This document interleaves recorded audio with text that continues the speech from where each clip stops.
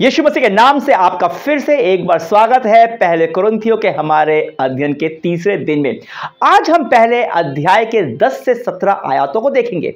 जैसा कि मैंने आपसे बताया था, कुरिन्थियों शहर एक व्यभिचारिता और लंपटता में लिपटा हुआ शहर था और इसकी मंडली अपने परिवेश से बिल्कुल भी अछूती नहीं थी। वे लोग समझ रहे थे कि अब जब हमारे पास अनुग्रह है तो हम जो चाहें वो कर सकते हैं और इस कारण मंडली में कई प्रकार की समस्या दिखाई पड़ रही थी। अभी तक पौलुस ने इस मंडली के लिए परमेश्वर को धन्यवाद दिया था और उसे लेकर परमेश्वर पर अपना भरोसा भी जताया था। पर 10 आयत से हम देखते हैं कि पौलुस उसे सुधारना शुरू करता है। पहला मुद्दा जो वह उठाता है वो है उनके बीच में एक गुटबाजी का, उनके बीच में एकता का ना होने का। सुनिए वह क्या कहता है 10 से 12 आयतों में। हे भाइयों, मैं तुमसे हमारे प्रभु यीशु मसीह के नाम से विनती करता हूं कि तुम सब एक ही बात कहो और तुम में फूट ना हो, परंतु एक ही मन और एक ही मत होकर मिले रहो। क्योंकि हे भाइयों, खौले के घराने के लोगों ने मुझे तुम्हारे विषय में बताया कि तुम में झगड़े हो रहे हैं। मेरे कहने का अर्थ यह है कि तुम में से कोई तो अपने आप को पौलुस का, कोई अपोलोस का, कोई कैफा का, तो कोई मसीह का कहता है। 11 आयत में पौलुस बताता है कि उसे उनका समाचार किससे मिला? खलोए के घराने के लोगों से। खलोए मंडली में एक बहुत ही प्रतिष्ठित महिला थी जिसे सब कोई जानते होंगे। उसे घराने से कुछ लोग पौलुस के पास आते हैं और उसको सुसमाचार, जो मंडली का सुसमाचार पौलुस को वो देते हैं। उससे वह बहुत ही अधिक चिंतित होता है। पौलुस इस शहर में करीब 1.5 साल रहा था और कई लोग उसके प्रचार से यीशु मसीह के विश्वासी बने और इस कलीसिया की स्थापना हुई थी और वह इन लोगों को गहराई से प्रेम करता था, उनकी बहुत परवाह करता था। और जो खबर पौलुस को जब मिलती है तो वह विचलित हो जाता है। उसके अनुसार उनके बीच में झगड़े हो रहे थे। अब जो शब्द यहाँ यूनानी भाषा में इस्तेमाल हुआ है उसका मतलब मामूली झगड़ा, मतलब खटपट नहीं है। ये एक ऐसा झगड़ा है जिससे रिश्तों के अंदर दरार पड़ जाती है, जो रिश्तों को तोड़ती है, उन्हें एक दूसरे से अलग करती है। 10 आयत में देखिए पौलुस उनसे विनती करता है कि उनके बीच में फूट ना हो, परंतु वे एक ही मन और एक ही मत होकर मिलकर रहें।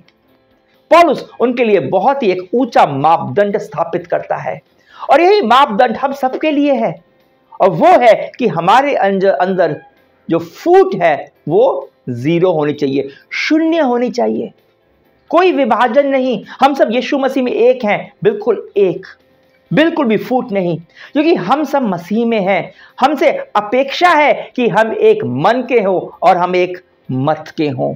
अब पौलुस यह नहीं सिखा रहा कि हम कभी एक दूसरे से अलग सोच नहीं सकते, हमारी राय अलग अलग नहीं हो सकती, हम एक दूसरे की जेरोक्स कॉपी तो नहीं है। भिन्न राय होने का मतलब, अलग तरह से सोचने का मतलब यह नहीं है कि आपस में फूट हो जाए, झगड़े हो जाएं और आपस में कलह हो जाए, विभाजित हो जाए। पर कुरिन्थियों की मंडली में आपस में फूट थी, उनमें कलह था, वे लोग झगड़ रहे थे। और फिर 12 आयत में हमें इसका कारण दिखाई पड़ता है। कलीसिया समूह में बंट गई थी, कलीसिया में समूह बन गए थे, गुट बन गए थे और इसमें कम से कम 4 गुट हमें दिखाई पड़ते हैं। वे लोग खुद को मानते थे कि वो पौलुस के, पौलुस उनका अगुवा है, तो खुद लोग कहते थे नहीं, अपुल्लोस जो है वो ज्यादा अच्छा है, वो हमारा अगुवा है। कोई कहता है हम कैफा के हैं, तो कोई कहता हम सिर्फ मसीह के हैं। अब किसी एक अगुवे को या प्रचारक से शिक्षा लेना, उसे सीखना और मसीह जीवन में बढ़ने में कोई समस्या नहीं है, वही तो करना चाहते हैं हम लोग। इस बात को लेकर पर हम में अगर झगड़ा होने लगे तब तो समस्या है। अब हम समझते हैं कि ये 4 गुट के लोग किस तरह के थे। जो लोग अन्य जाति के होंगे वे लोग खुद को पौलुस का मानते होंगे, क्योंकि पौलुस जो है वो अन्य जातियों के लिए प्रेरित था। पौलुस उनका प्रमुख, पौलुस हमारा प्रमुख है। जो लोग यहूदी थे वो कैफा को मानते हो। कैफा मतलब पतरस का असली नाम था कैफा। यीशु मसीह ने उसको पतरस नाम दिया था। हालांकि यहां कलीसिया की स्थापना पौलुस ने ही की थी, पर यहूदी मानते होंगे कि कैफा जो है ना, पतरस, वही असली प्रेरित है, क्योंकि वह यीशु मसीह के साथ था और यरूशलेम की जो कलीसिया है उसका जो प्रथम नेता था, प्रथम अगुवा था, वो पतरस था। अपुल्लोस थोड़ा सा रहस्यमय व्यक्ति है जिसके बारे में हम अधिक तो नहीं जानते, पर हम इतना जरूर जानते हैं कि अपुल्लोस शास्त्र का अच्छा जानकार था, प्रभावशाली व्यक्तित्व का स्वामी था और बहुत बढ़िया व्यक्ति था। जाहिर सी बात है कि ऐसे व्यक्ति की कई लोग उनकी उसके फैन फॉलोइंग होगी। ओके, तो हम ये दिखाई पड़ता है हमको कि पौलुस या कैफा या अपुल्लोस, वो लोग एक दूसरे के विरोध में बिल्कुल भी नहीं थे। उन्होंने ऐसा कुछ नहीं बोला किसी ने, अपुल्लोस ने भी, जिसके बारे में बहुत कम लिखा है कि ऐसा कुछ बोला हो जिससे लोग उसके लोगों में फूट पड़े। उसने कभी ऐसा नहीं बोला कि मैं दूसरों से बेहतर हूं। पौलुस और कैफा के बीच में भी आपस में कुछ मतभेद हुए, पर उन्होंने एक दूसरे का विरोध कभी नहीं किया, विरोध में कभी कुछ नहीं बोला। मतभेद होते हैं, बल्कि वे लोग एक दूसरे का अनुमोदन ही करते थे, एक दूसरे की सेविकाई का। और यह चौथे समूह वाले लोग, वो कहते हैं कि हम जी केवल यीशु मसीह के हैं। अब सुनने में बहुत ही आत्मिक लगता है, हाँ हम सिर्फ यीशु मसीह के हैं। सुनकर लगता है कि पौलुस को इनकी प्रशंसा करनी चाहिए थी, पर वह ऐसा नहीं करता। क्यों? मैं केवल यीशु का हूं, मैं सिर्फ मसीह का हूं।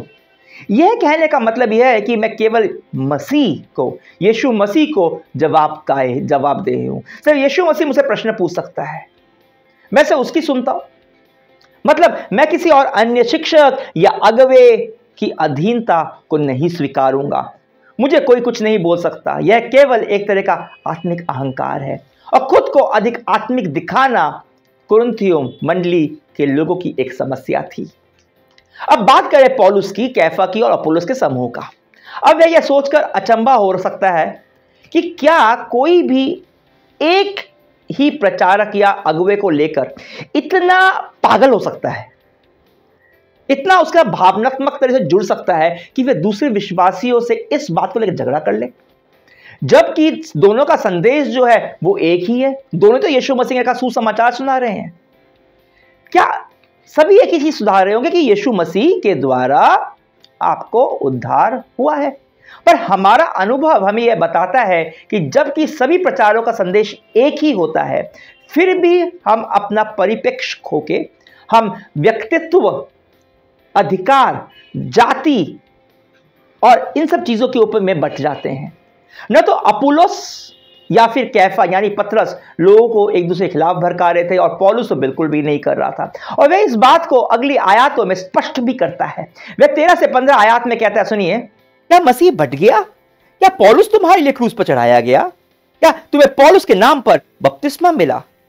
मैं परमेश्वर का धन्यवाद करता हूं कि क्रिस्पुस और गयुस को छोड़ मैंने तुम में से किसी को भी बपतिस्मा नहीं दिया। कहीं ऐसा ना हो कि कोई कहे कि तुम्हें मेरे नाम पर बपतिस्मा मिला। और हां, मैंने स्तिफनास के घराने को बपतिस्मा दिया। इनको छोड़ मैंने नहीं जानता कि मैंने और किसी को बपतिस्मा दिया। पौलुस यहां चकित है, थोड़ा सा क्रोधित भी शायद से होगा। वह पूछता है, क्या मसीह बट गया? दूसरे शब्दों में वह कह रहा है कि क्या मसीहत केवल यीशु मसीह के बारे में नहीं है और किसी इंसान के शिक्षक के बारे में तो बिल्कुल नहीं है। कैसे एक व्यक्ति की यीशु मसीह के बारे में सच्ची शिक्षा किसी और यीशु मसीह के सच्चे शिक्षक के खिलाफ कर सकती है? पौलुस फिर उन लोगों को आड़े हाथ लेता है जो अपने आप को पौलुस का मानते थे। वे अपने बारे में बात करते, उसका जो समूह था, वे उसे थोड़ा सा एक व्यंग्यात्मक तरह से एक थोड़ा ताना मारते हुए पूछता है कि क्या उनके पापों के लिए पौलुस ने प्राण दिए? क्या उनको पौलुस के नाम का बपतिस्मा मिला था? बिल्कुल भी नहीं। सबको केवल यीशु मसीह के नाम का ही बपतिस्मा मिलता है ताकि वे लोग उसके साथ अपनी पहचान कर पाएं।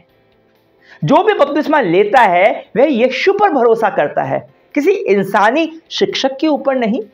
पौलुस साफ तौर से अपने आप को उस जगह से अलग करता है जो एक विश्वासी के दिल में केवल और केवल यीशु मसीह के लिए होनी चाहिए। यहां तक कि वह यह कहता है कि उसने इक्के दुक्के को लोगों को छोड़कर उसने किसी को बपतिस्मा भी नहीं दिया, कि कहीं कोई यह ना कह दे कि उसे पौलुस के नाम का बपतिस्मा मिला।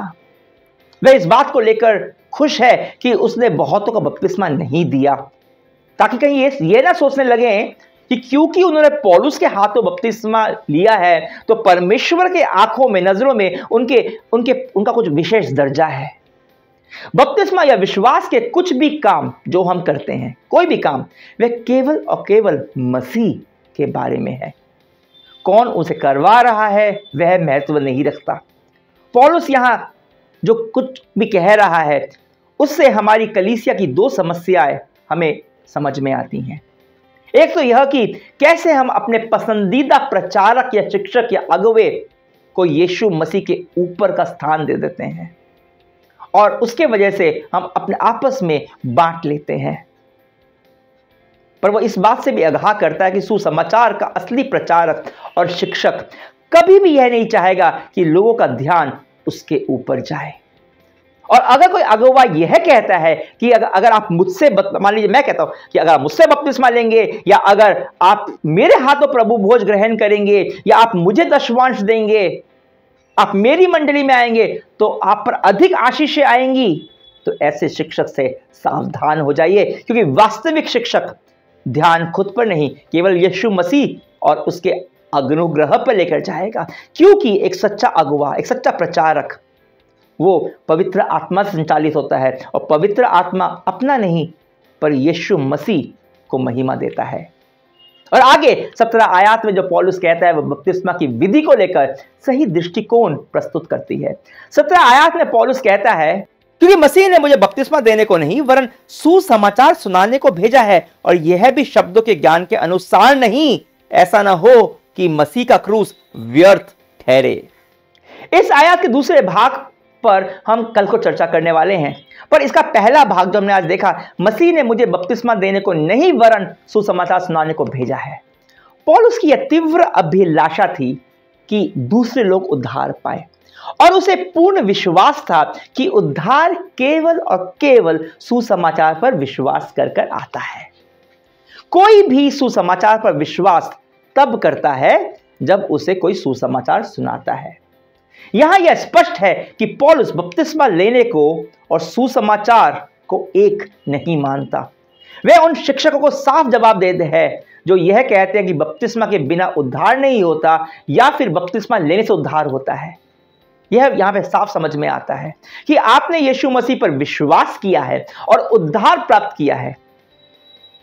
बपतिस्मा इस आंतरिक दृढ़ विश्वास की एक बाहरी अभिव्यक्ति भर है। पर साथ ही पौलुस बपतिस्मा को गैर जरूरी भी नहीं समझता, कि वो यह नहीं कहता कि बपतिस्मा लेने की जरूरत नहीं है। हाँ, बपतिस्मा पौलुस खुद नहीं दिया करता था, उसके चेले दिया करते होंगे। यीशु मसीह ने आज्ञा दी थी कि जो भी उसके चेले बनेंगे वे बपतिस्मा लें। जो भी यीशु मसीह में आए उनके लिए पौलुस की भी यही अपेक्षा थी।